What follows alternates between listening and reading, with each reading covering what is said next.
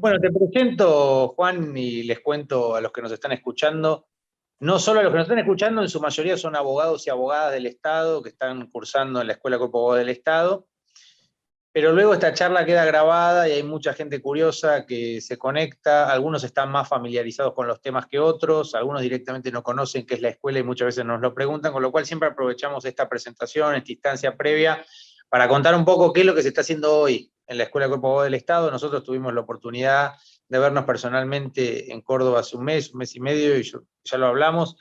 Te estuve elogiando sinceramente hace un momento, les contaba que vos sos no solo un especialista en derecho procesal constitucional, me quedó eso, no está acá en este flyer, pero yo recuerdo muy bien que eso fue lo que hablamos en tu oficina, que sos un docente ya reconocido y con una trayectoria, que tenés, bueno, ahora estás en una oficina en un banco muy elegante, donde estuvimos con Constantino y con el amigo Roberto Espinosa, pero también contaba tu compromiso político, tu trayectoria, de mucha solvencia técnica, también donde se nota tu desarrollo en la academia jurídica, pero también tu liderazgo en la democracia cristiana de nuestro país y todo lo que eso significa en términos de valores, de principios, que en general creo yo, y a medida que pasa el tiempo me convenzo más, es lo que más cuesta enseñar o retransmitir.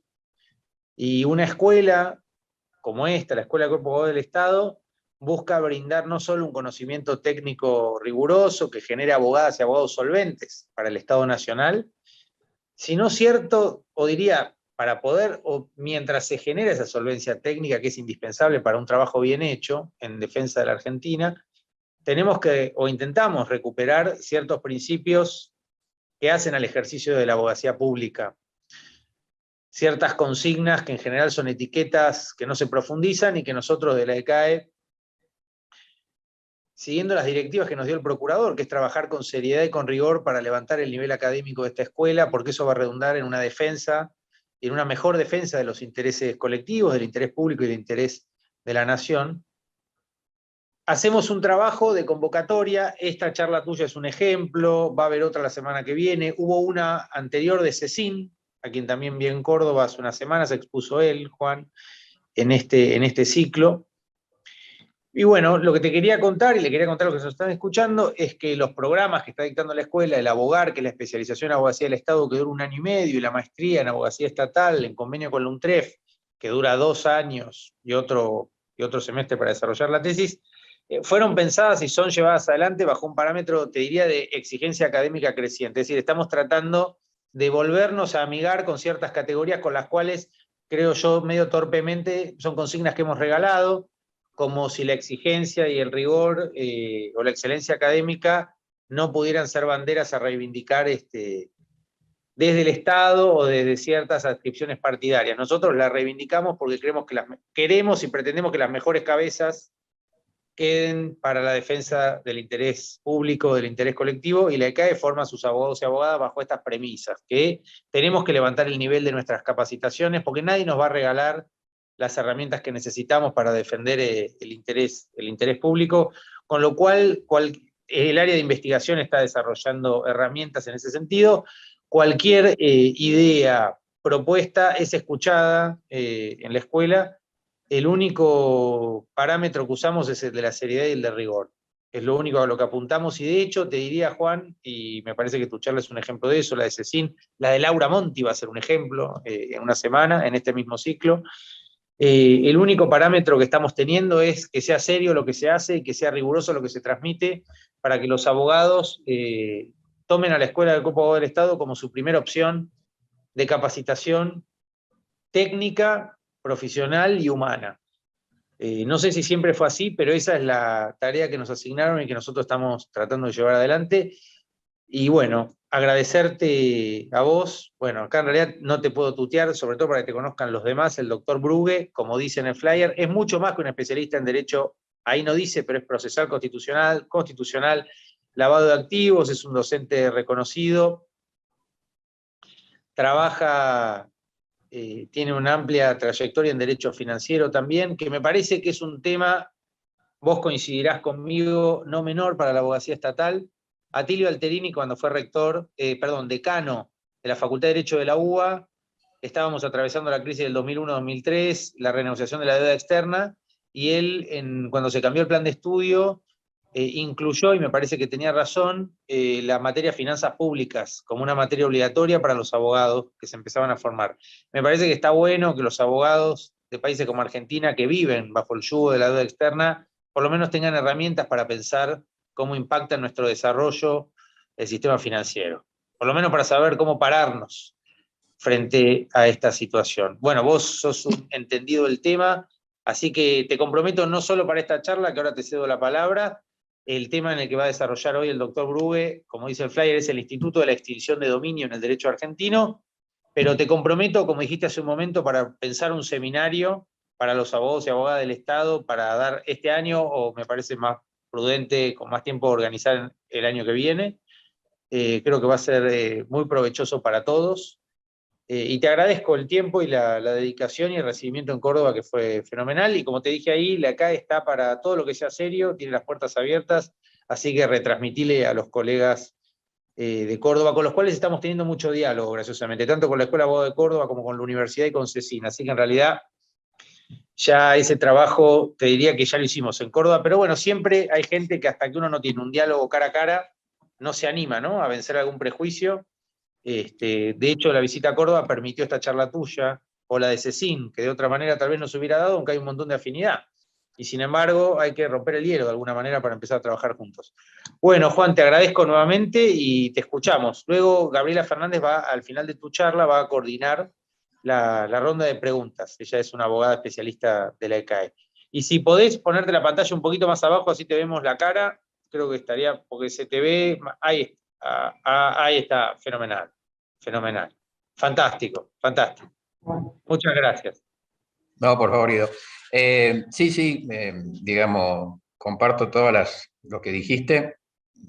Yo lo vengo ejerciendo a esa finalidad de capacitación de los abogados del Estado en el escalón más bajo de la estructura federal, que es el municipal, el derecho municipal, ¿no? O sea, desde hace años, desde el año 92, concretamente, del Colegio de Abogados tenemos lo que se llama la Sala de Derecho Municipal, que hace anualmente encuentros de asesores letrados municipales, ¿no? O sea, capacitamos a los abogados que están defendiendo a los municipios que requieren de una constante capacitación porque el mundo del derecho municipal es muy dinámico, muy cambiante, y bueno, ya llegamos muchos años en esta tarea, realmente con mucha satisfacción, ¿no? Así que el abogado del Estado tiene muchas posibilidades laborales, como digo yo, porque tenemos muchos municipios, 1.298 municipios, Córdoba tiene 427, y cada uno de esos municipios y comunas necesitan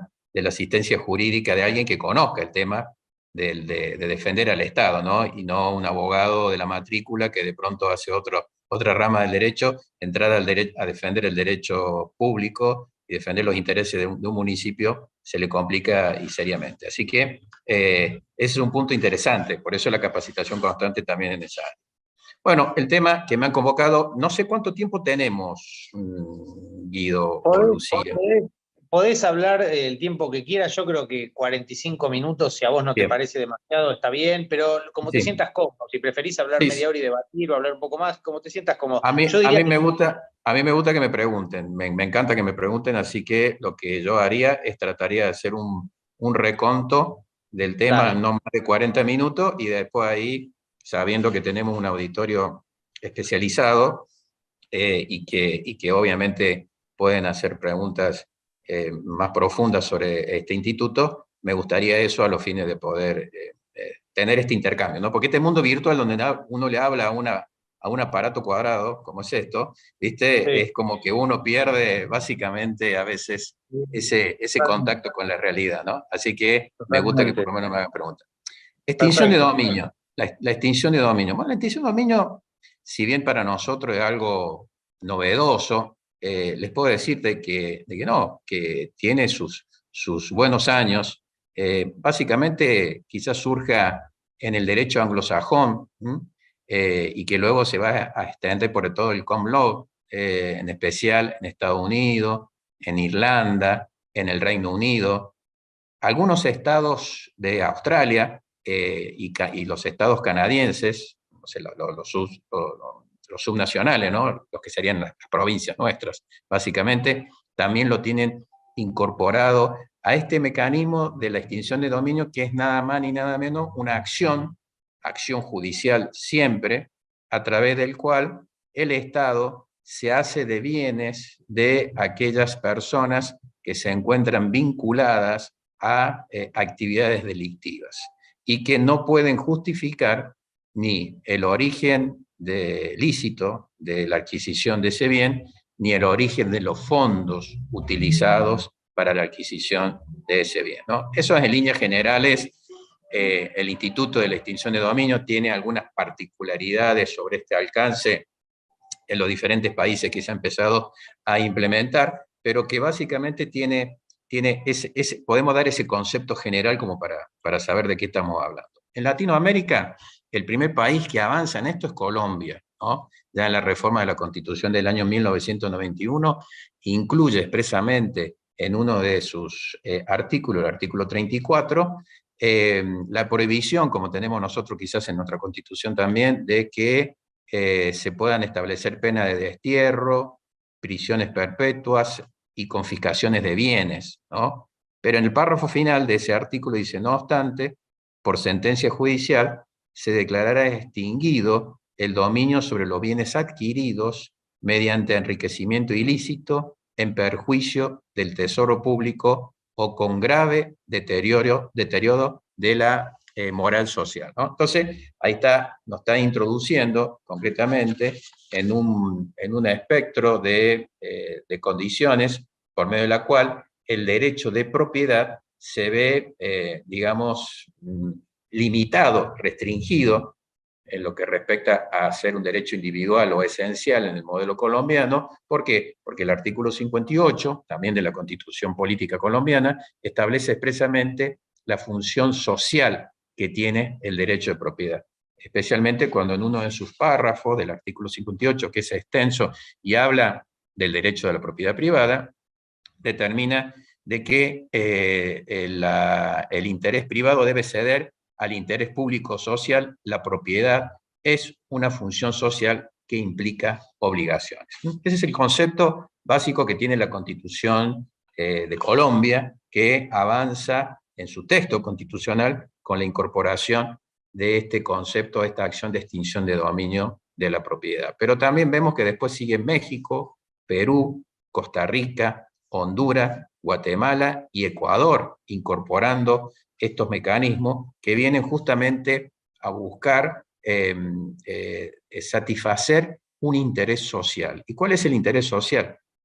Evitar de que a través de maniobras ilícitas se aprovechen de la confianza pública, se aprovechen de la confianza individual, se aprovechen de la vulnerabilidad de los sistemas democráticos, aquellas organizaciones criminales, y procedan a hacerse de bienes derivados de actividades criminales. Fíjense ustedes, en el año 1996, cuando se sanciona la primera ley en Colombia, lo que la ley 333 se hizo especialmente para avanzar en la extinción del dominio de los bienes que tenía Pablo Escobar. O sea, ustedes saben muy bien quién es Pablo Escobar, uno de los narcotraficantes más famosos de la historia, y especialmente de Colombia, y que, bueno, esa ley vino a lograr incautar desde el año 1989 bienes que había adquirido Escobar, y que por lo tanto no podían justificarse sus orígenes, y que más bien sus orígenes se presumían que eran de la actividad de narcotráfico que tenía como tal, ¿no? Esta es la primera apreciación. Ya vamos a volver sobre Colombia, porque pasó mucha agua bajo el río en el tema colombiano, en lo que hace a la extinción del dominio. Y lo voy a utilizar desde un punto de vista metodológico para ir comparando cómo fue evolucionando este instituto a lo largo del esquema argentino, la historia argentina, la reciente historia argentina sobre la incorporación de la extinción de dominio, y de qué manera vamos encontrando algunos inconvenientes o problemáticas en su aplicación, especialmente referente a la naturaleza jurídica de lo que entendemos por lo que es esta acción de extinción de dominio, ¿no? Siguiendo con este criterio, vamos a ver el caso de Perú, que a través de un decreto legislativo, el 1373, ejerciendo facultades legislativas, el presidente de la Nación de Perú, aprueba los principios y criterios aplicables para la declaración de extinción de dominio, ¿no? Y empieza a hablar de los conceptos de nulidad, nulidad de aquellos actos sobre bienes que tengan un origen ilícito. Se habla de que esta normativa establece un mecanismo autónomo que no está identificado con ningún tipo de proceso, crean un proceso autónomo, diferente del penal, del civil o de otro proceso como tal, sin perjuicio de que van a aplicar la legislación como forma supletoria la legislación procesal penal y procesal civil en ese esquema, ¿no? Se determina en este mismo decreto también la protección del derecho a la propiedad, solo aquella que es obtenida lícitamente, ¿no? O sea, los bienes que no son obtenidos lícitamente, dice el decreto peruano, no da nacimiento al derecho a propiedad. Es como que nunca han tenido la propiedad sobre esos bienes porque su origen es ilícito, ¿no? Y trata también, por supuesto, de todos aquellos casos de poseer, detentar, utilizar bienes de origen ilícito, también con destino ilícito. Ahora bien, como dijimos hace recién, y es para que vayamos bajando algunos conceptos y algunas ideas y nos vayamos ubicando, porque dentro de un ratito nos vamos a meter, como digo yo, más en el barro procesal de lo que son estas acciones, y ahí es donde se producen las los diferentes criterios jurídicos aplicables.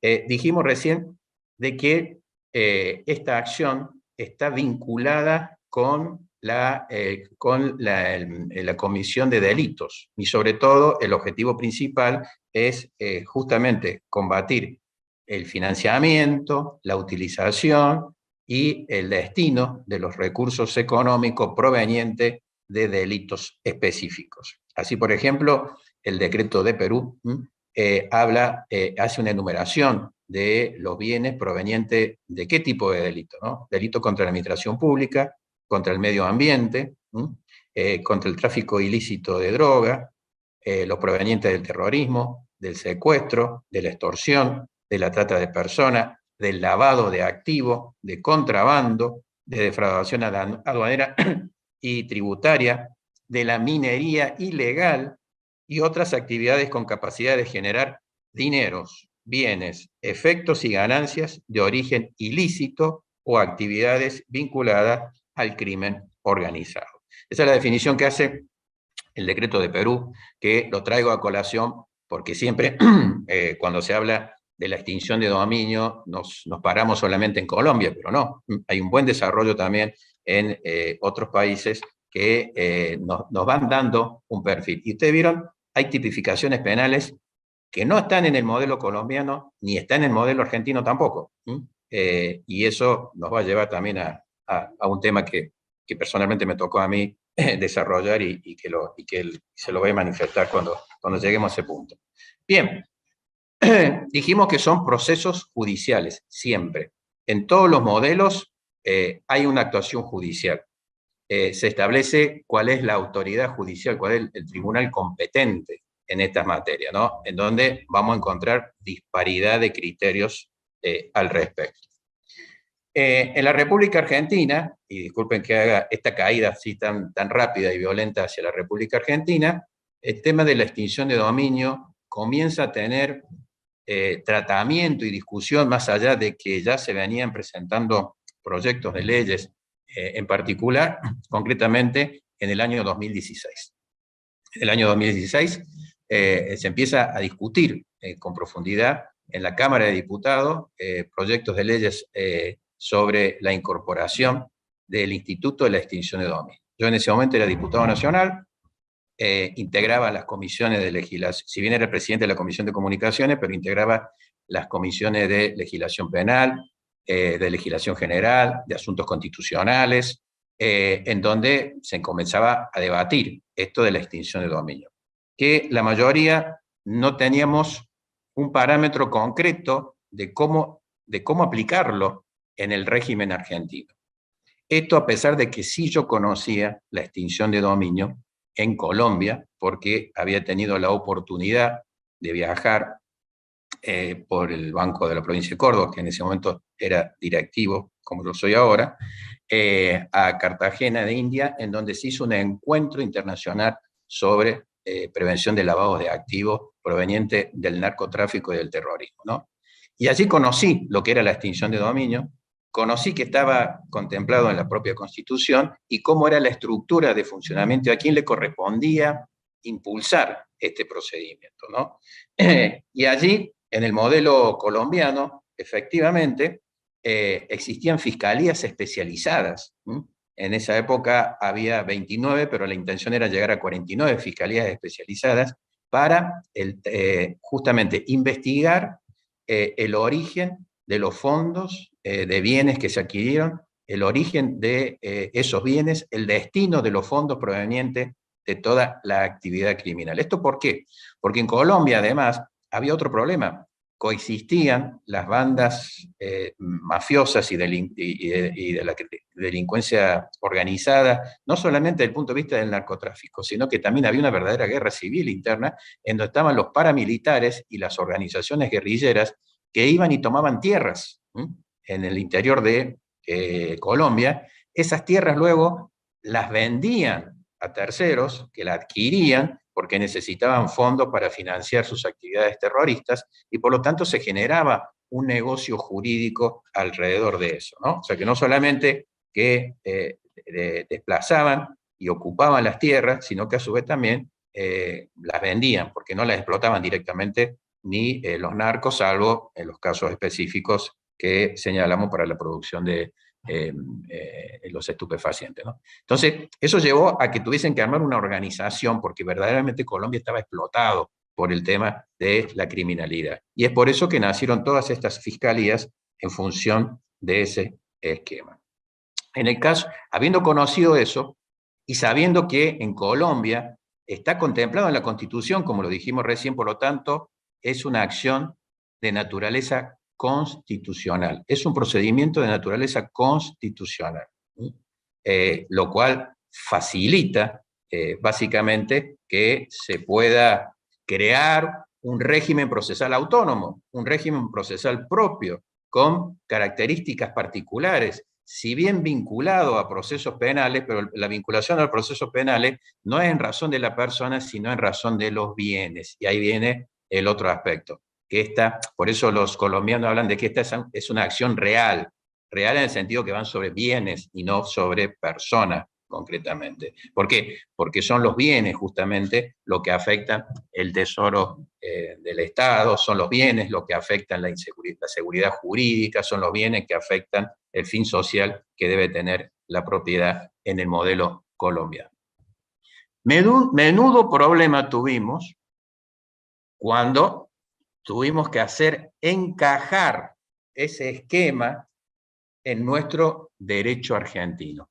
¿Por qué? Porque nosotros o tenemos derecho civil, o tenemos derecho penal. La combinación de ambos se da en algunos supuestos, pero no hay un nexo tan claro en el tema relacionado a los bienes provenientes de delitos. Entonces, se planteaba eso, ¿dónde nos ubicábamos? ¿Dónde nos sentábamos para poner este instituto? Máxime con lo que establece el artículo 17 de la Constitución Nacional con referencia a la propiedad privada, en donde tiene un contenido muy liberal, un contenido de derecho fundamental, a diferencia del concepto de función pública o de función social que tiene el derecho de propiedad en el modelo colombiano. ¿Dónde nos parábamos? ¿Dónde nos sentábamos? Bueno, teníamos que revisar el Código Civil también para ver dónde estamos parados, porque obviamente el Código Civil y Comercial de la Nación es el que establece los límites, es el que determina los alcances del ejercicio del derecho de propiedad, para ver dónde nos vamos a ubicar en ese aspecto. Y bueno, y efectivamente nos encontramos con un artículo del Código Civil y Comercial de la Nación, que es el que establece los modos extintivos del dominio, en 1907, famoso 1907. Les puedo asegurar de que en esas horas que tuvimos que trabajar, y que a mí me tocaba fundamentarlo desde lo constitucional, desde lo jurídico, más de un docente de la universidad con vasta experiencia y con cabeza abierta, porque el civilista es civilista, el penalista es penalista, lograr conciliar estos aspectos para entender de qué se trataba esto y qué naturaleza jurídica tenía. Nos visitaron especialistas colombianos que, pobres, no nos podían entender a nosotros. ¿Por qué no nos podían entender? Porque el penalista o el que tenía una formación penal les exigía respuestas desde el punto de vista penal. Bueno, ¿cómo resguardan las garantías constitucionales, del debido proceso, etcétera? Y los colombianos nos miraban como diciendo, no es penal lo nuestro. Y los civilistas que venían por otro lado, y bueno, en el tema civil, ¿cómo es el tema de la indemnización? Porque lo hecho sería una confiscación, una expropiación, y los colombianos decían, no, nosotros no estamos en ese esquema, porque ellos tienen una acción autónoma desde el punto de vista constitucional, y que no está dentro de esta división que en el derecho argentino es muy clara por, bueno, todo el historial que tenemos. Con lo cual, se nos planteaba ahí la disyuntiva, si esta acción, que lo que era, si tenía una naturaleza mixta, si iba a ser una acción autónoma, si iba a ser una acción autónoma con vinculación en el derecho civil y con vinculación en el derecho penal, qué es lo que diagramamos, ¿cierto? Por supuesto, mi posición siempre fue de que, fuera de esa división, el derecho argentino no ha demostrado, y nos sigue demostrando, de que existen procesos en donde no están ni de un lado ni del otro, sino que son procesos autónomos. Ni hablar de la acción de amparo, ni hablar de la acción de habeas data, ni hablar de la acción de habeas corpus, ni hablar de las acciones autosatisfactivas, ni hablar de las acciones innominadas, como habla la Corte por ahí, cuando tiene que establecer un procedimiento ante la inexistencia de un procedimiento específico para defender los intereses de un derecho. O sea que no es que esto es civil o penal exclusivamente, sino que se pueden crear, digamos, procesos con una naturaleza, con una autonomía en lo que respecta a su concepción y objetivo. Máxime cuando hay intereses fundamentales del esquema constitucional que nosotros pretendemos proteger en razón de principios que hacen a la seguridad jurídica y que hacen también a convenios internacionales que la República Argentina ha suscrito y que algunos de ellos se incorporaron en el 75 y 122 y otros son compromisos internacionales. Como por ejemplo la Convención de la Naciones Unidas contra la Corrupción,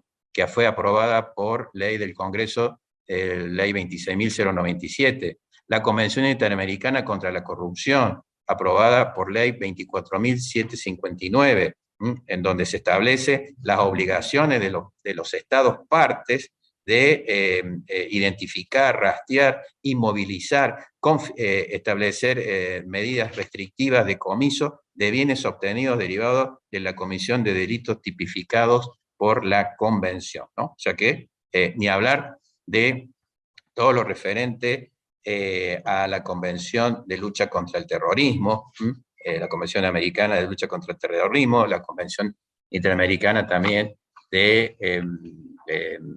todos los tipos de prevenciones contra el tráfico de personas, todo lo relacionado a la prevención del lavado de activos proveniente del narcotráfico. Son todas convenciones internacionales donde la República Argentina se ha comprometido a adoptar medidas, instrumentos que permitan justamente identificar, rastrear y determinar cuáles son aquellos bienes o fondos que son una consecuencia de la comisión de esos tipos de delitos. Entonces, frente a esa situación, es que el 23 de junio del 2016 se sancionó de la Cámara de Diputados un régimen especial de extinción de dominio, un régimen procesal, determinando cuáles son los delitos. Yo en ese momento lo que planteé, ¿por qué enumeramos delitos? Bueno, algunos me decían porque nos tenemos que acomodar a las convenciones internacionales.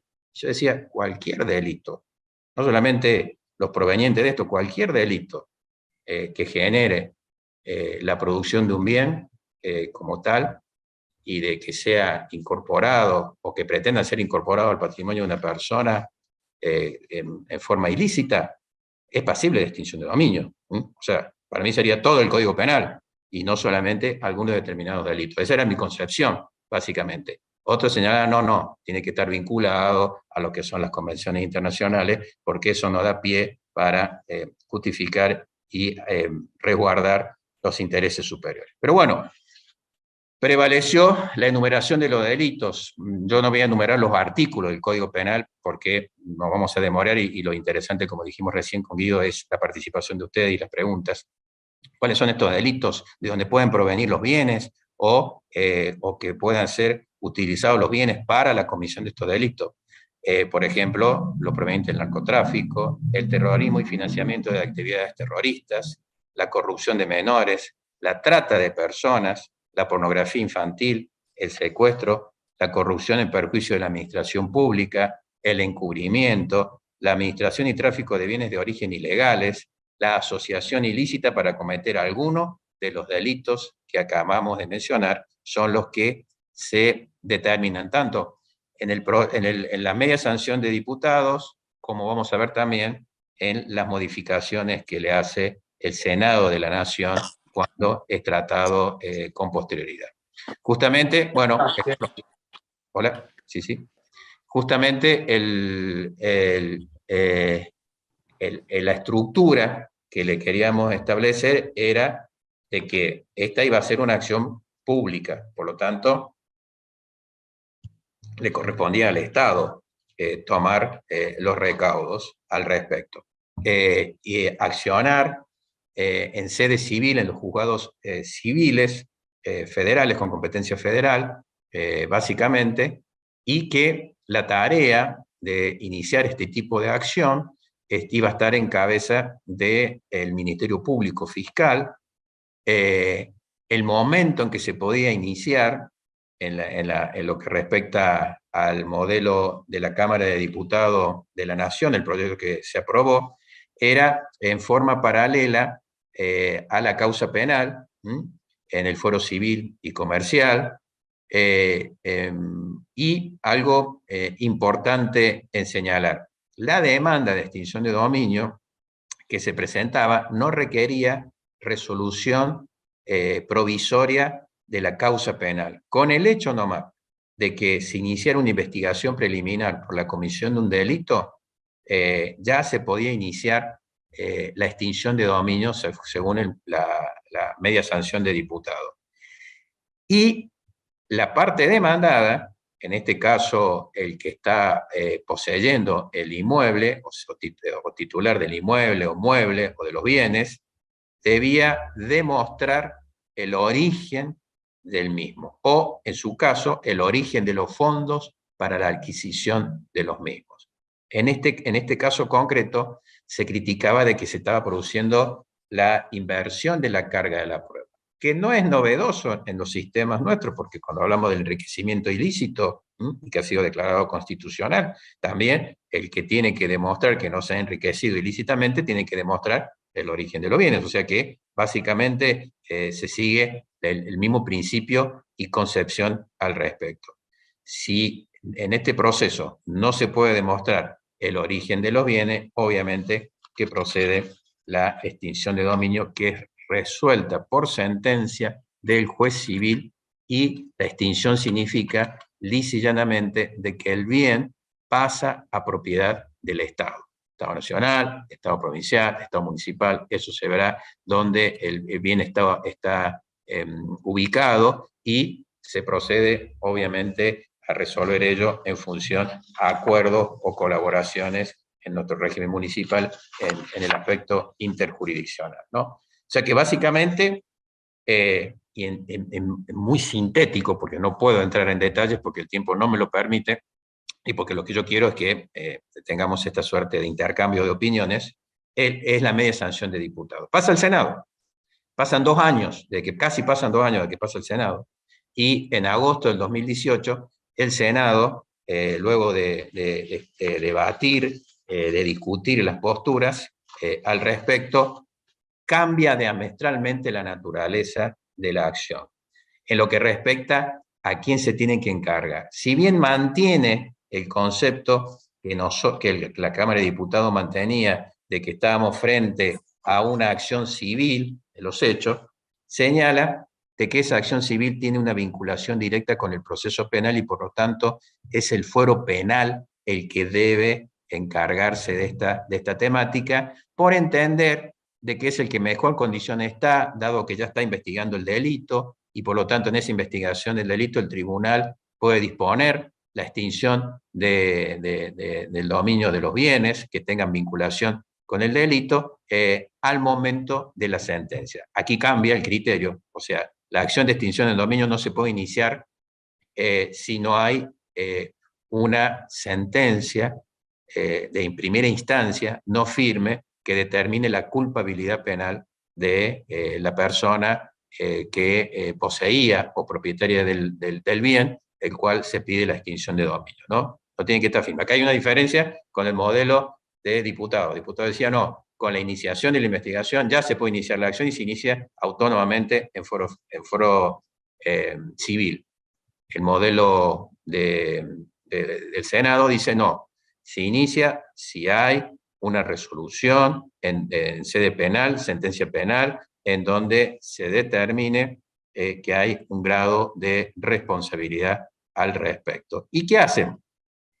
No modifican ni el Código Civil, como se modificó en diputado, ni establece un procedimiento autónomo, sino que modifican el Código Penal, incorporan el artículo 23 bis, para que este instituto sea un instituto de fondo y se pueda aplicar en todo el territorio de la República Argentina por las diferentes jurisdicciones provinciales o de la Ciudad Autónoma de Buenos Aires en sus competencias respectivas, ¿no? Entonces, en ese esquema cambia la figura. Por supuesto, además está decir que en ambos procesos se debe respetar la garantía del debido proceso y la sentencia o el procedimiento de extinción de dominio lo es sin perjuicio de los adquirentes de buena fe. Y ya vamos a hablar cómo lo trata el derecho comparado a los adquirentes de buena fe para desligarse de responsabilidades en este tema y resguardar lo que dijimos, la seguridad jurídica al respecto, ¿no? Dice que el dictado de la sentencia penal, independientemente del resultado que tenga, no hace cesar la posibilidad de la extinción de dominio. Lo único que cambia son las consecuencias, ¿no? Ese es el modelo del Senado que determina que las consecuencias serán, o si es absuelto la persona cuya propiedad se entiende de que no ha sido debidamente acreditada, si es absuelto, y los bienes aún están disponibles, se le restituye. Si los bienes fueron liquidados, le cabe a una indemnización por daños y perjuicios llegado el caso, ¿no? Entonces, yo me voy moviendo, como ustedes verán, para hacer el esquema comparativo entre diputados y Senado, moviéndome de un lado a otro del proceso, porque es la forma en que vamos entendiendo cuáles son las diferencias y por el tiempo limitado, yo pido mil disculpas, no puedo ser tan casuístico, tan específico en toda la etapa. Entonces, por supuesto, en lo que respecta a quién va a iniciar la acción, cae en cabeza del Ministerio Público, también como lo tiene el modelo de la Cámara de Diputados, en donde lo hace parte necesario a el Procurador del Tesoro en función de que los bienes entrarían al Estado Nacional, cuando vamos a ver que otros modelos más adelante cambian esta postura básicamente. Se crea la Procuraduría de Extinción de Dominio de Bienes de Origen Ilícito dentro del esquema de lo que es el Ministerio Público, y se establecen los mecanismos de apelaciones, pero dentro del ámbito estrictamente penal. Por ejemplo, le dan competencia a la Cámara de Casación para ser instancia de apelación de las sentencias de extinción de dominio. Se establece también que en este esquema los procesos de investigación son los que están de los delitos enumerados en el artículo 23 bis, y se hace una enumeración de cuáles son esos delitos, y están previstos en lo que mencionamos recién. Se determina la posibilidad de un recurso de revisión modificando el Código Procesal Penal y Civil de la Nación. Se le denomina a esta acción como un incidente, ¿no? Un incidente dentro del proceso penal. Se lo denomina como incidente de hallazgo de bienes para dar, digamos, pie a la acción de extinción de dominio. Hay una investigación que hace la Procuraduría de Extinción de Dominio de Bienes de origen delictivo del Ministerio Público, y una vez que se detecta que se ha podido determinar que no se ha acreditado el origen de los bienes, juntamente con la agente fiscal interviniente en el proceso principal, se tramita recién allí la acción de la que mencionamos recién, se establecen plazos, etcétera, etcétera, que obviamente por el tiempo limitado que tenemos no me puedo detener a los fines de poder analizar concretamente. Por supuesto, en el proceso de extinción, tanto del modelo de Cámara de Diputados como del Senado, existe la bilateralidad, el derecho de defensa, el debido proceso. La parte demandada es la que va a ejercer todas las garantías constitucionales. Y aquí se invierte el concepto que tenía en diputados. El Senado no dice dice que el que tiene que probar que los bienes son de origen ilícito es el Estado, y no el demandado, ¿no?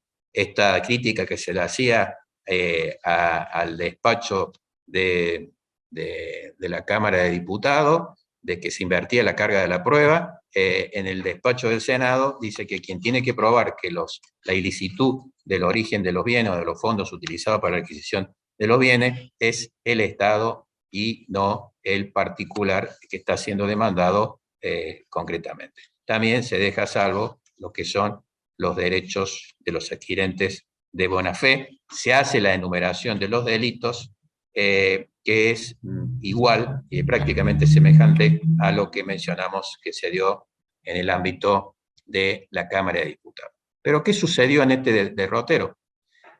En los hechos, las modificaciones que hace el Senado cambian totalmente, es casi como una nueva ley, más que una modificación, vuelve a diputado no lo trata, y en enero del 2019, ahí nomás cerca, el entonces presidente de la Nación sanciona un decreto de necesidad de urgencia que lleva el número 62 del año 2019, concretamente el 21 de enero del 2019, en donde crea un régimen procesal de acción civil de extinción de dominio.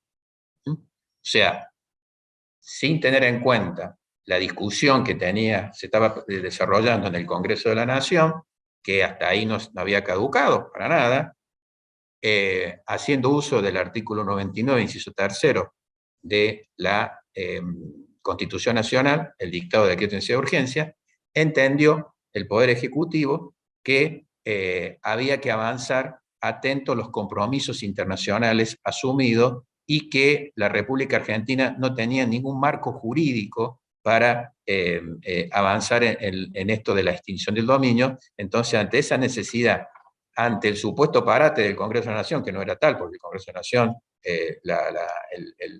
el Senado había remitido a diputados y faltaba que diputados lo resolviera, o sea que no había una omisión del Congreso, se dicta este decreto de necesidad de urgencia, en donde la definición sobre la figura jurídica o la naturaleza jurídica de la acción se inclina por el modelo de la Cámara de Diputados, ¿no? O sea que en ese aspecto difiere del modelo del Senado al señalar concretamente de que la acción de extinción de dominio es una acción de naturaleza civil. De hecho, en el artículo primero, al aprobar el reglamento este que queda incorporado en el anexo, procede a modificar también el artículo 1907 del Código Civil y Comercial de la Nación, cosa que no hace el Senado, porque el Senado lo encasilla todo el proceso dentro del Código Penal y dentro del Código Procesal Penal, ¿no? O sea, como figura dentro,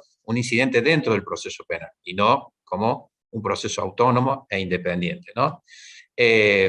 Establece también la creación de una Procuraduría de Extinción de Dominio dentro del Ministerio Público, le otorga legitimación activa al Ministerio Público de la Nación para que sea el encargado de iniciar la acción de extinción de dominio ante los jueces federales, con competencia civil. En el anexo, cuando habla del régimen procesal de la acción civil de extinción de dominio, habla de que la naturaleza es una acción civil de extinción de dominio, y que la misma procede respecto de cualquier derecho principal o accesorio sobre los bienes descritos en el presente régimen. La extinción de dominio declarada a través de un procedimiento autónomo independiente de cualquier otro proceso judicial no puede acumularse a otro proceso en ese aspecto. Y declara que es competente la justicia federal con competencia civil y comercial, en la Ciudad Autónoma de Buenos Aires, la Justicia Nacional y por supuesto, dependiendo de que el delito, si tiene características de competencia provincial, también las provincias puedan adherir o dictar su propia normativa, como hizo la provincia de Mendoza, que dictó su propia normativa de extinción de dominio.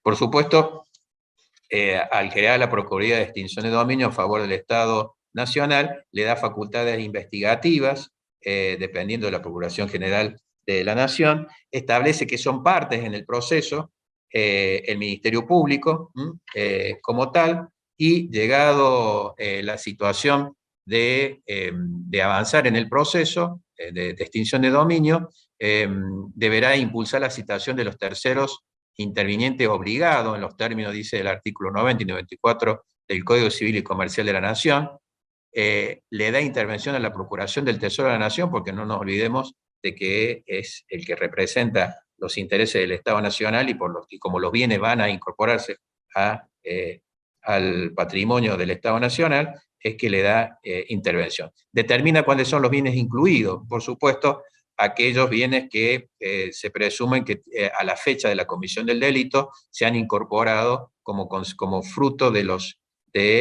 recursos provenientes de ese delito, y por lo tanto se ha producido un incremento patrimonial injustificado.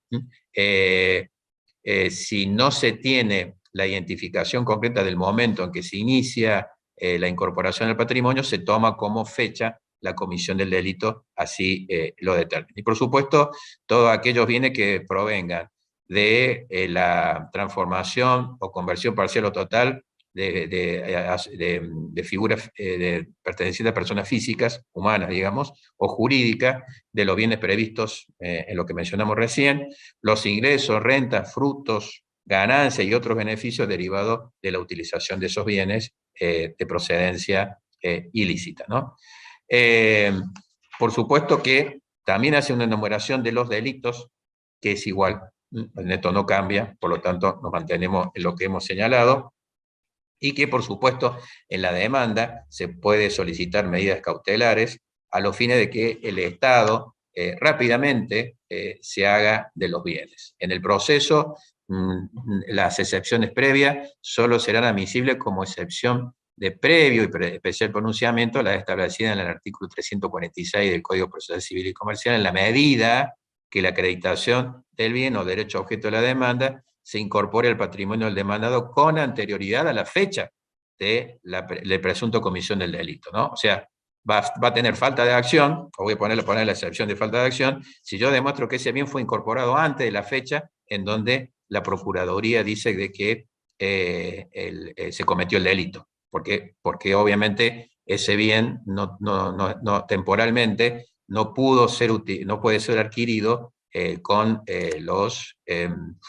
los frutos de la comisión del delito. Y vuelve al concepto de la inversión de la carga de la prueba, ¿no? Quien tiene que demostrar de que no hay ilicitud en los orígenes de los fondos utilizados para adquirir el bien o en la adquisición de ese bien es la parte demandada, ¿no? El criterio que teníamos en la Cámara de Diputados que mencionamos recién. Y la sentencia de extinción de dominio, obviamente establece, además de todos los requisitos que establece el Código Procesal Civil y Comercial de la Nación que deben tener toda sentencia, se deben agregar los siguientes aspectos.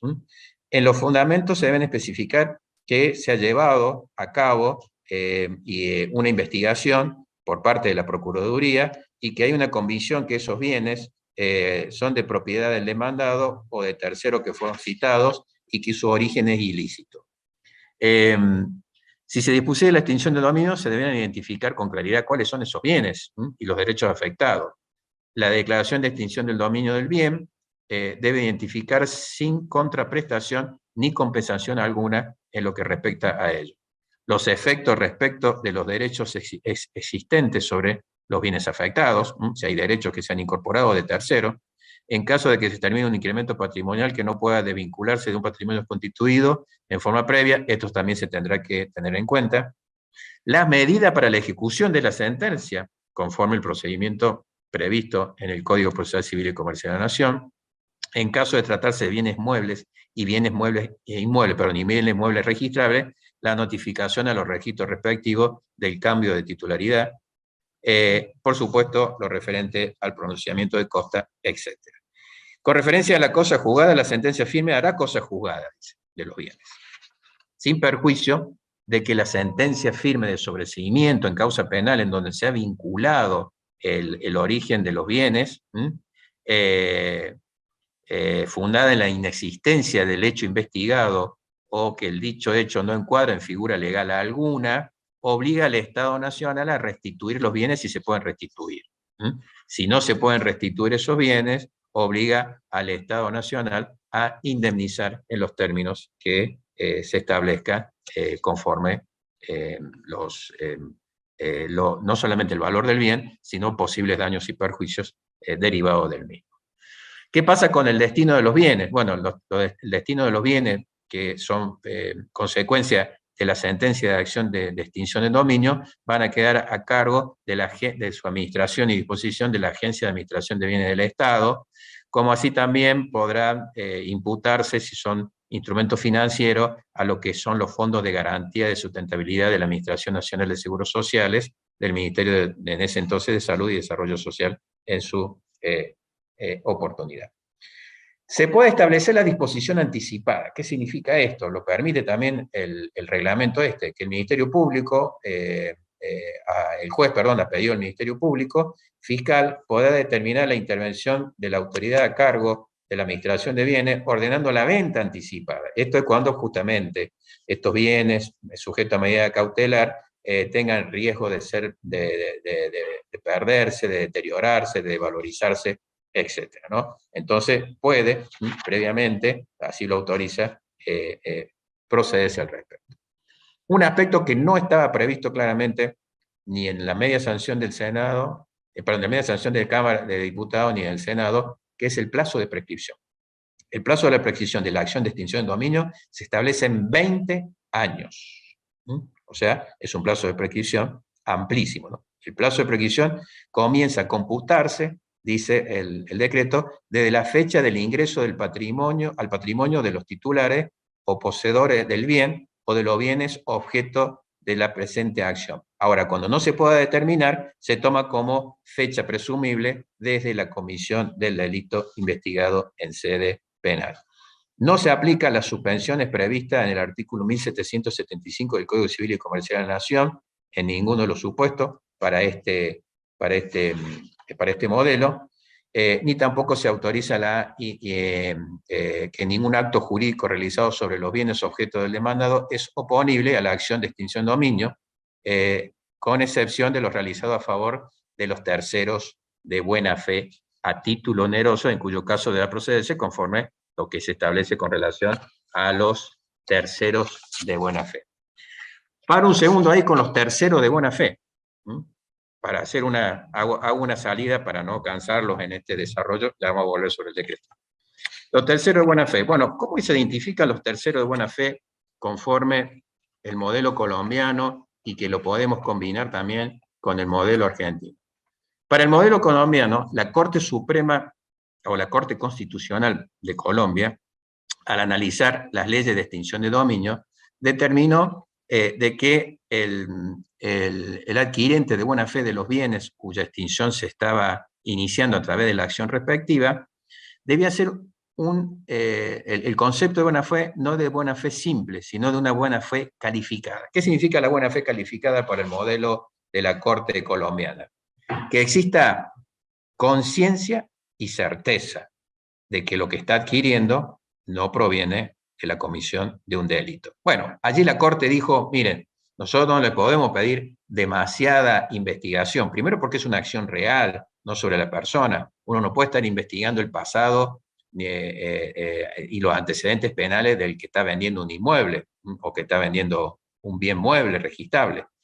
Lo que tenemos que analizar es que el bien tenga un origen lícito y por lo tanto viene el concepto de la confianza legítima que uno tiene que tener de lo que está comprando en la medida de que uno lo compre dentro de los canales normales y habituales de venta de esos inmuebles y que intervengan profesionales que den fe o que hagan los estudios respectivos. A eso se hace referencia a la buena fe calificada, porque incluso la misma Corte dice, no le podemos pedir a un tercero de buena fe que obtenga o que investigue o que tenga respuesta a las cuales ni siquiera el propio Estado la puede tener, porque tiene que hacer una investigación del Estado para llegar a la conclusión del origen ilícito de esos bienes. Por otro lado también, en el modelo nuestro, nosotros tenemos que ubicarnos en el artículo 9, cuando habla que el ejercicio normal de los derechos, del Código Civil y Comercial, perdón, de la Nación, el ejercicio normal de los derechos se presume que es de buena fe,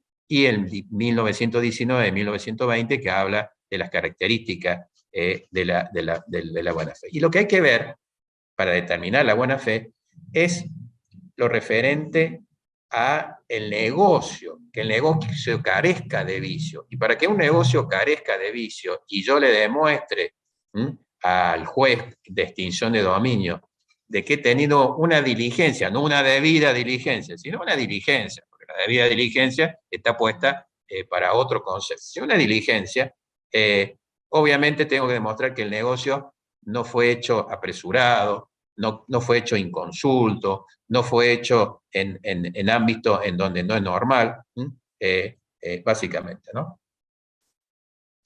Y es referente a lo que respecta al bien, no al pasado del que lo está vendiendo, ¿no? O sea, no se puede exigir cargas desmedidas, dice la Corte Constitucional colombiana, al adquirente para indagar el pasado del bien y sus titulares, ¿no?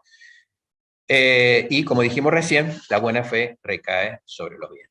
Bien, ¿qué pasó con el decreto?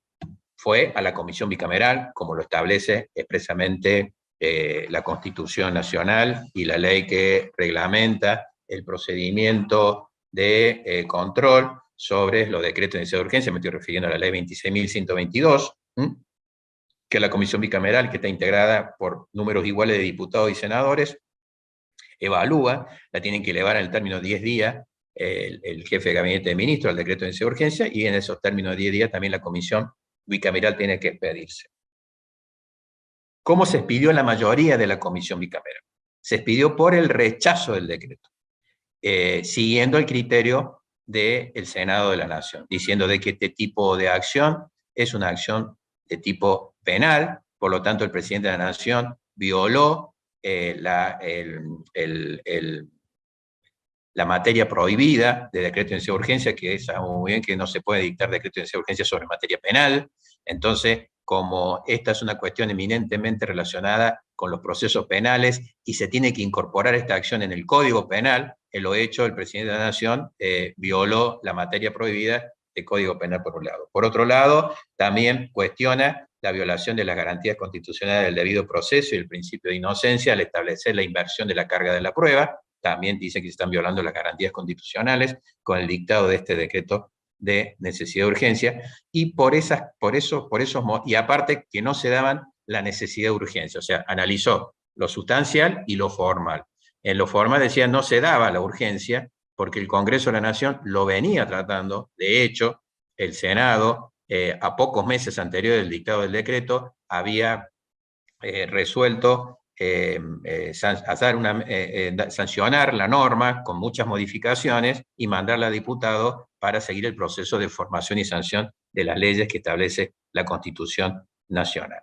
La comisión, el dictamen de minoría, por su lado, entendió de que no, de que estábamos en presencia de una acción autónoma, de una acción civil, que no se había utilizado para nada cuestiones de tipo penal, la vinculación penal es tangencial, el criterio de que la carga de la inversión de la prueba estaba previsto en el ordenamiento jurídico argentino, sobre todo cuando se hablaba de la figura de enriquecimiento ilícito, por mencionar, y que eran constitucionalmente válidas por el fin social de la propiedad privada y por el origen ilícito que se presumía por un desmedido enriquecimiento, etcétera, etcétera, etcétera.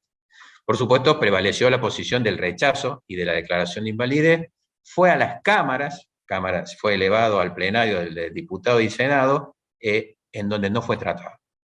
No se trató, y ustedes saben muy bien que conforme lo determina el artículo 24 de la ley 26.122, el rechazo por ambas cámaras de un decreto de necesidad de urgencia implica su derogación, pero tiene que ser rechazo expreso. Mientras no existe el rechazo expreso de ambas cámaras, subsiste la vigencia del decreto. Por lo tanto, hoy, en el régimen argentino, en el derecho argentino, subsiste la vigencia de este decreto de necesidad de urgencia que ha establecido este mecanismo, esta regulación respectiva, ¿no?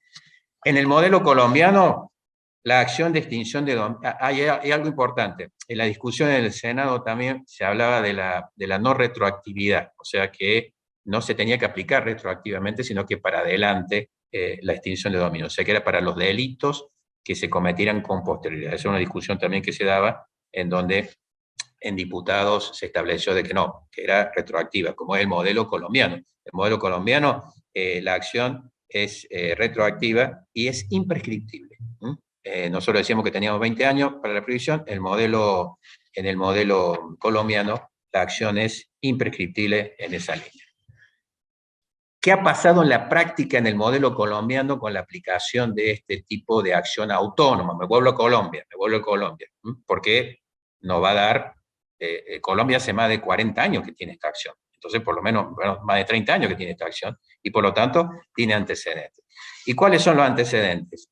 En señalar de que ha habido más de 40 modificaciones a la ley originaria sobre acción de extinción de dominio, porque hubo que ir corrigiendo en la marcha imperfecciones procesales que se estaban produciendo, a pesar de tener, vuelvo a repetir, una acción autónoma específicamente, al punto tal que en el año 2014 logran compilar un código de extinción de dominio, en donde allí están planteadas todas las problemáticas que se le había presentado. Entre ellas, dos fundamentales. Los procesos son largos. Los procesos no bajaban de 10 a 30 años. El 91% de los bienes que se habían obtenido de la extinción de dominio, sobre todo bienes muebles e inmuebles, estaban en poder del Estado, lo cual le significaba al Estado una erogación en mantenimiento de esos bienes que era muy costosa porque no podían disponer de los mismos hasta tanto no surgiera la sentencia definitiva. Eso motivó a que tuvieran que hacer modificaciones en el año 2017 para agilizar los procesos de extinción de dominio y dar pie a esto del tercero de buena fe, porque el concepto del tercero de buena fe era muy exigente en el modelo colombiano. Por lo tanto, a los terceros de buena fe le costaba muchísimo probar de que habían tenido cuidado al respecto al haber adquirido bienes. Al flexibilizar y darle la Corte, sobre todo la Corte Constitucional colombiana, darle el nivel de exigencia al tercero de buena fe, como el que mencionamos recién, al respecto, muchos bienes no terminaron siendo extinguido el dominio y pasado a propiedad del Estado, sino que se devolvieron a esos legítimos poseedores o tenedores o propietarios de buena fe en razón de que habían sido adquiridos dentro de los marcos o pautas constitucionales y reglamentarias de la extinción de dominio. Vuelvo a Colombia porque ahí es un espejo para ver todos los problemas, a pesar de tener una acción autónoma en donde ahí no se discute si es civil, si es penal, ¿no? Nosotros hoy seguimos con esa discusión, a pesar de que tenemos un decreto de necesidad de urgencia que hasta ahora está vigente hasta que las cámaras se reúnan y digan, no, aprobamos el despacho de mayoría de la comisión de bicameral y se cae en consecuencia. Hay un reciente fallo, y con esto termino, para que escuchar sus opiniones, sus comentarios, preguntas, que seguro van a ser muy, muy interesantes. Hay un reciente fallo de julio de 2021 de la Sala Segunda, la Cámara Segunda, perdón, de Apelaciones en lo Civil y Comercial, Mina, Paz y Tributos de Mendoza, de la ciudad de Mendoza, ¿no? En donde, en una causa específica, caratulada por siglas, MPF, C contra LLA, YS, CBP, de conocimiento, lo pueden conseguir fácil en internet, así que no se preocupen, pongan extinción de dominio, sentencia de Mendoza y la consiguen fácil, no reviste mayor problema. La Cámara hizo lugar parcialmente a la extinción de dominio iniciada por el procurador de la provincia de Mendoza, ¿no? Contra personas concretamente identificadas, en donde la plataforma fáctica que se discutía estaba referida a inmuebles y bienes registrables concretamente, ¿no? Por primera vez, entonces, se aplica una ley provincial, la ley 9151, que crea el régimen provincial procesal de la acción civil de extinción de dominio. Esta norma fue aprobada en 2019 y en esta causa, concretamente, se hizo lugar parcialmente por entender de que la extinción de dominio iniciada por el Ministerio Público Fiscal de la provincia de Mendoza y que declaró extinguidos los derechos de Luis Alberto Lobos y Claudia Verónica Snoz respecto de 3 inmuebles, sin contraprestación y sin compensación, por supuesto, porque es extinción de dominios, se basa básicamente en que no pudieron los demandados acreditar el origen de los fondos para la adquisición de los bienes. Sí para los vehículos. O sea, fue rechazada la extinción de dominio con relación a los vehículos concretamente que se mencionaban al respecto. Por supuesto, había una vinculación con actividades delictivas de estas dos personas que motivaron la acción. Y por supuesto, el proceso penal continúa y no tengo noticia de cómo se resolvió hasta este momento. Pero lo cierto es que ya ha habido un caso y se resolvió aplicando una ley provincial, no el decreto nacional, ¿no? Se aplicó la ley provincial entendiendo de que la provincia tenían facultades para dictar materias al respecto. No se declaró la inconstitucionalidad de la ley provincial que fue planteada por parte del tribunal. Yo les invito a que lean concretamente los argumentos expresados allí, que lamentablemente yo no puedo detenerme porque, bueno, tuve que hacer todo este desarrollo para llegar a este punto y que por lo menos tengamos una ilustración de lo que es la extinción del dominio. Como hablábamos recién con el director de ustedes, da para un seminario, porque les puedo asegurar que hay un montón de otras cuestiones más que no he podido desarrollar ni he podido profundizar y que son muy ricas y son muy interesantes, y desafíos que plantea esta nueva institución, esta nueva figura, que aún en el modelo colombiano y de haber pasado tantos años, todavía genera algún tipo de controversia e interpretaciones jurídicas que no están siendo resueltas. Y nosotros recién estamos caminando en este proceso con un decreto que ha sido rechazado por la Comisión Bicameral, pero que todavía el Congreso de la Nación no se pronunció, con lo cual también nos pone en que no tenemos una norma ya firme, permanente, y que en cualquier momento el régimen puede cambiar. Y hay disparidad de criterios, cosa que no existía en los modelos ni peruanos, ni colombianos, ni mexicanos, en donde no hubo disparidad de criterios como sí tenemos en la Argentina, en esas posturas. Por un lado, que fuese el fuero penal, con ciertos condicionamientos del Senado; por otro lado, diputados que fueran el fuero civil, con ciertas características también diametralmente diferentes a la que plantea el Senado de la Nación. Por mi parte, muchas gracias, pido mil disculpas si he sido, digamos, he ido bastante rápido en algunos de estos puntos, pero lamentablemente el corto tiempo que teníamos, que me excedí, porque dije 40 minutos y ya me pasé bastante, no me permitió hacer este análisis, y tenemos que hacer el estudio con el derecho comparado para entender de qué se trata esta modalidad y de qué manera en la República Argentina se puede aplicar y con qué características y con qué alcances y con la intervención de parte digamos, de las diferentes partes intervinientes, como es el Ministerio Público Fiscal, y ni hablar de la Procuraduría de Extinción de Dominio, ni hablar del Procurador del Tesoro, que es, digamos, el que representa los intereses del Estado, porque esos bienes pasan a propiedad del Estado. Bueno, hasta acá llego, quedo abierto a las preguntas. Muchas gracias por la paciencia, sobre todo. Gracias. Bueno, doctor. Juan, está Guido. Gabriela, sigo solo, te molesto un momento, simplemente agradecerle de vuelta, estaba escuchando, me quedé pensando sobre todo en la primera parte de la exposición, y quería volver a agradecerle al doctor Brugue la deferencia, y me parece importante, como dijo sobre el final, pensar en el diseño de estos seminarios específicos que nos permitan profundizar estos temas, porque creo que hacen al desarrollo, ya decir desarrollo estratégico parece una exageración dada la situación del laberinto social que vive nuestro país. Yo diría intentar sacar a la Argentina de la situación grave de marginalidad en la que estamos hundidos, y estos temas que parecen tan alejados son indispensables para revertir esta tendencia, con lo cual, nuevamente, como te comprometí, Juan, al comienzo, te vuelvo a intentar comprometer con el diseño de este seminario para el próximo año. Me parece que es importante dotar a las abogadas y abogados del Estado de herramientas que les permitan profundizar su trabajo y hacer un diagnóstico más certero de la situación que vive nuestro país. Por mi parte, solamente quería reafirmar esa, comprometerte, ¿va? En público. Perfecto. Está bien. Vos sabés que yo tengo una frase para lo que vos estás diciendo, que el crimen está organizado, el Estado no está organizado. Es verdad.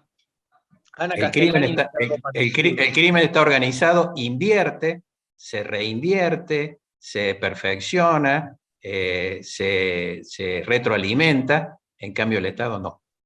Entonces es una competencia dispar. Es una competencia dispar.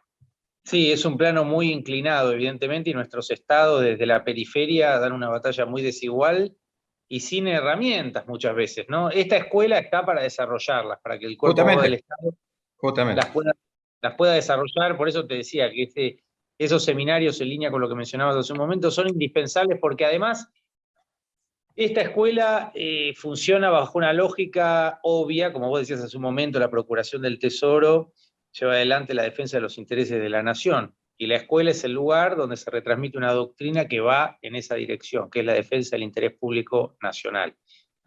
Pero muchas veces, digamos, no alcanza con la buena voluntad, ¿no? Necesitamos herramientas que no tenemos y que no nos van a regalar, por eso mismo que dijiste muy bien. El crimen, sobre todo el crimen sofisticado, sobre todo el crimen, el macrocrimen, como dice Nauke, que es un penalista alemán, está muy bien organizado, y el Estado no, y la defensa del Estado muchas veces tampoco, a tal punto que muchas veces tenemos que terminar contratando a estudios que, digamos, azarosamente no litigan contra la Argentina, digamos, y si a Argentina les paga la defenderán, pero no van a tener ese compromiso, diría yo, moral o ético con su país que tienen los abogados del Estado argentino, que son aquellos a quienes nosotros nos dirigimos y a quienes queremos capacitar, porque si ellos hacen bien su tarea, nos beneficiamos todos, ¿no?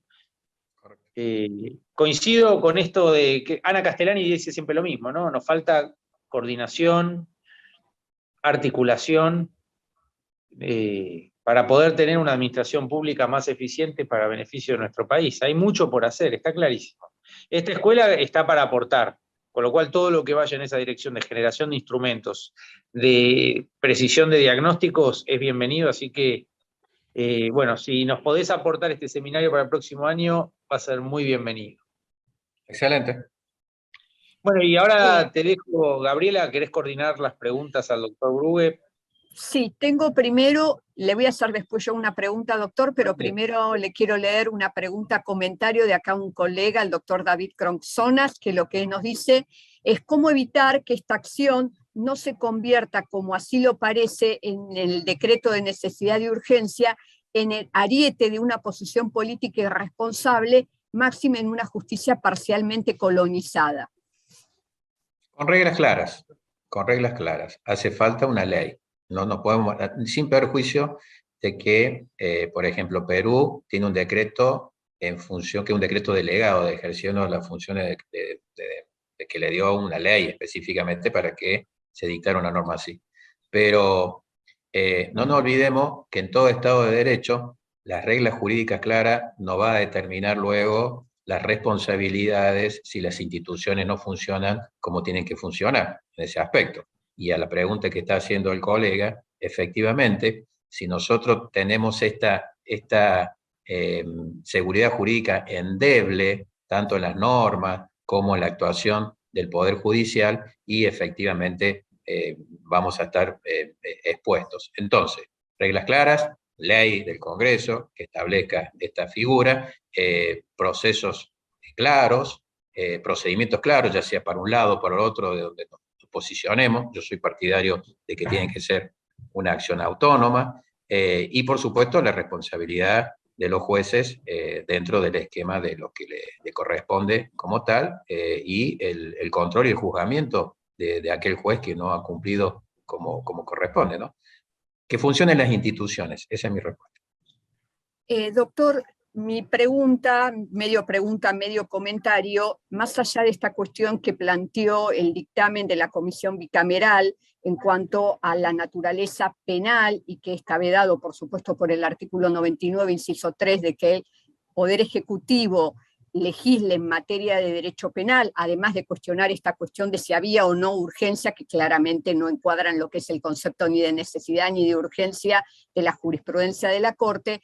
Mi pregunta es si usted también no considera que aún no hubiera habido esta problemática desde el punto de vista de derecho penal, no constituía una debilidad o una cuestión que mañana podía dar origen a planteos de tipo constitucional, a la constitucionalidad de la medida, en cuanto a que el dominio es un instituto que está previsto en el Código Civil, las causales de extinción del dominio están reguladas de manera taxativa, y que están tutelando el derecho de propiedad que tiene raigambre constitucional.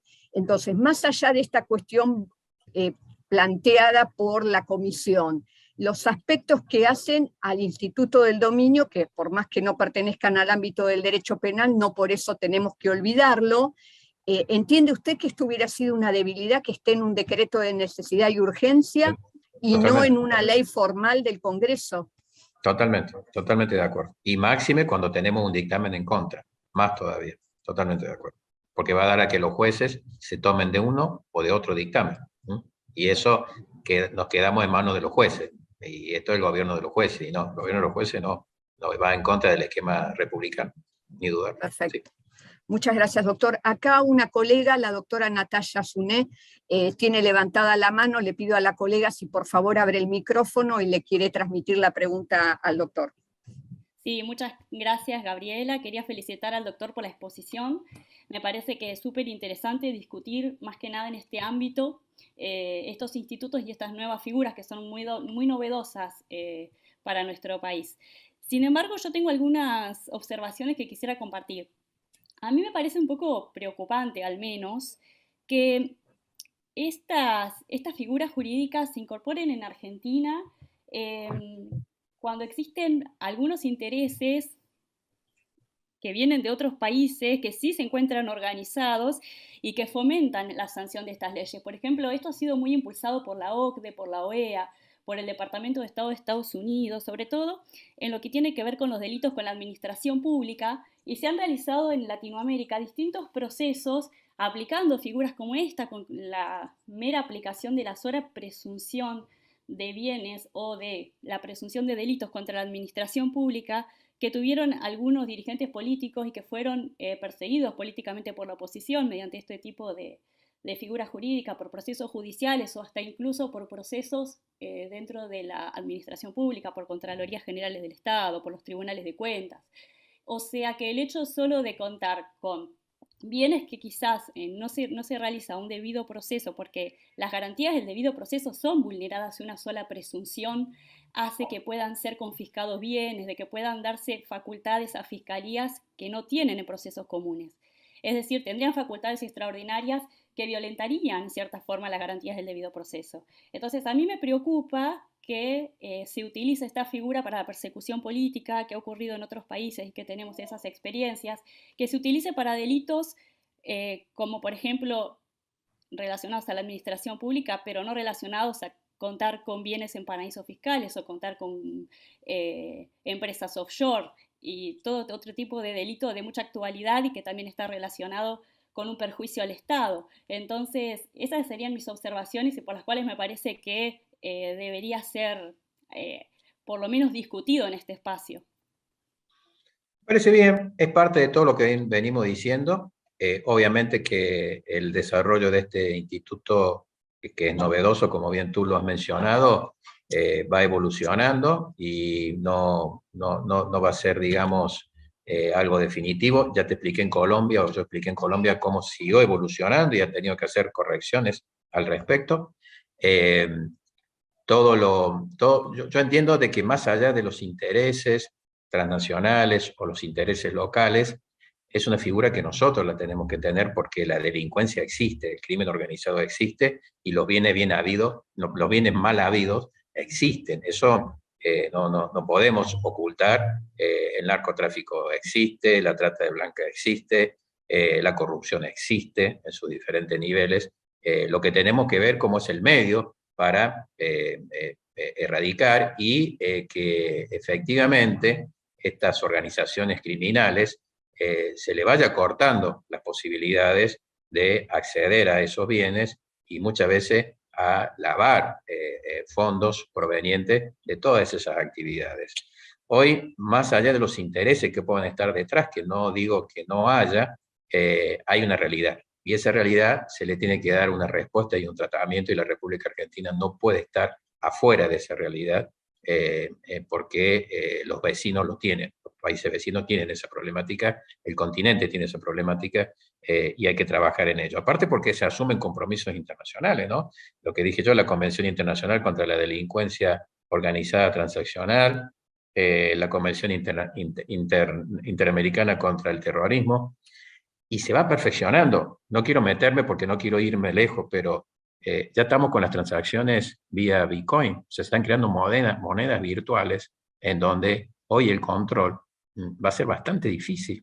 O sea, hoy ya la delincuencia no lava comprando campos, sino que lava a través de estas monedas virtuales que van a parar a cualquier parte del mundo y que es solamente un numerito o un código que se tiene que tener al respecto. O sea, ha avanzado tanto esto que la República Argentina no puede quedar atrás y tiene que tener elementos, cuidando, por supuesto, bien, como tú has dicho, las garantías constitucionales, el debido proceso, pero en procesos rápidos, sumarísimos. No puede haber sumarísimo en el sentido del Código Procesal Civil y Comercial que nos lleve tanta discusión y que sean tan lejos como tuvieron los colombianos, como dije recién, procesos que le han durado 30 años para poder resolver. ¿Y eso por qué? Por el hecho de los adquirentes de buena fe que se les exigía mayores explicaciones que el Estado no podía dar, básicamente. O sea que hay cuestiones que hay que perfeccionar, segurísimo. Que lo que tenemos es imperfecto, lo suscribo totalmente, pero que son necesarios estos institutos, incorporarlos, sí, con todas las previsiones que tú has dicho y que hemos estado hablando aquí. Muchas gracias por la respuesta. Solo quería aclarar que no tengo la cámara porque estoy con mis hijos, nada más. Perfecto, no hay problema, no hay problema. No sé si alguna de las colegas o alguno de los colegas que nos acompañan tiene alguna otra pregunta para el doctor. Bueno, parece que no, doctor. Yo Bien, quiero agradecer. Yo les paso, Sí. si quieren, mi correo electrónico por si algún colega tiene alguna duda o quiere algún tipo de bibliografía o profundizar esta temática Yo lo voy a tipear o colaborar con la organización del próximo seminario que Guido me ha públicamente hemos tomado convocado, nota. así que con todo gusto va a ser. Mi correo Bien. es Juan, todo con minúscula por supuesto, 12, con número, ¿no? 12. El Sí. apellido Brugue, B larga, R-U-G-E, todo con minúscula, no lleva los dos puntitos esos complicados, @hotmail.com. @hotmail.com. Así con gusto recibiré sus comentarios, sus pedidos de material e intercambiar ideas, que me parece muy interesante. Perfecto, ¿está bien escrito? Sí, está bien escrito. Sí, Muy bien. lo puse acá en el chat, doctor, para Sí, que sí. quienes nos acompañen puedan tomar nota. Acá le agradecen Excelente.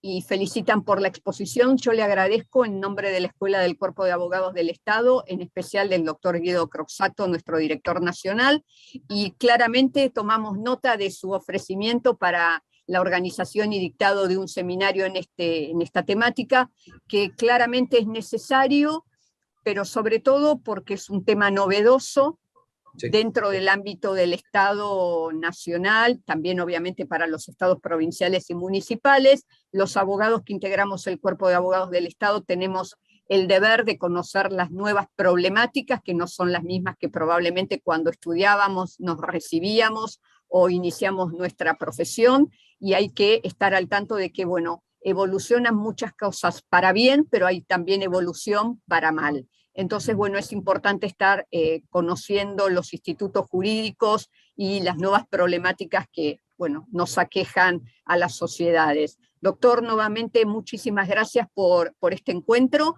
y obviamente nos vamos a poner en contacto con usted para la organización de un seminario donde usted pueda explayarse y nosotros tomar más ideas y conocimientos sobre esta temática tan interesante. Muy amable, Muy doctor. bien. Muchas gracias a todos. Que pasen buenas tardes. Adiós. Igualmente, buenas tardes.